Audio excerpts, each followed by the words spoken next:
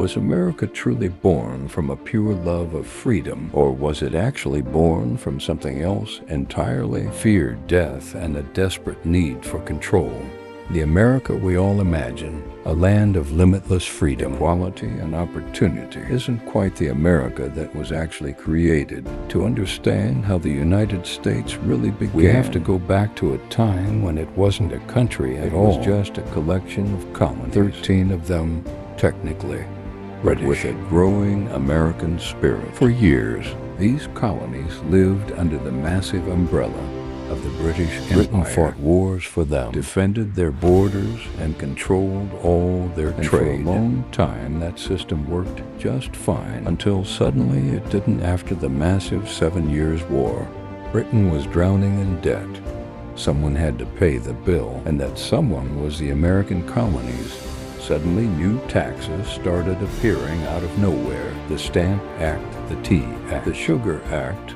But here's the real kicker. Colonists had zero say in any. They had no representatives in the British Parliament.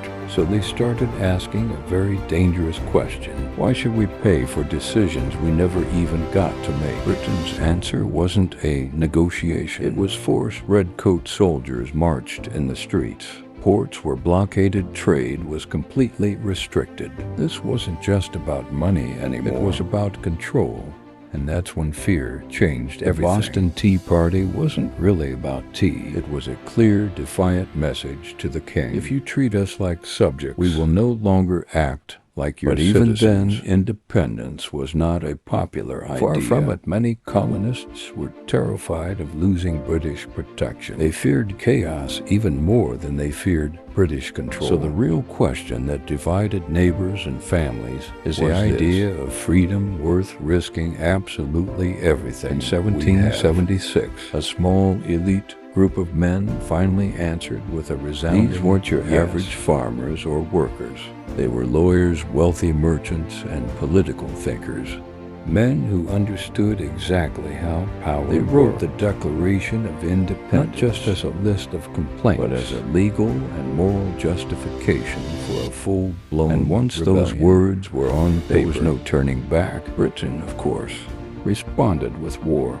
The American Revolution wasn't the heroic clean fight we see in movies. It was brutal and ugly. It was fought by poorly trained freezing militias through harsh winters with barely any supplies. Honestly, if it weren't for a massive infusion of French money and weapons, America probably would never have survived. And when victory finally came, a brand new, even harder question What appeared. Kind of country should replace a global empire? Their first attempt was a complete disaster. The Articles of Confederation created a central government. It was practically useless.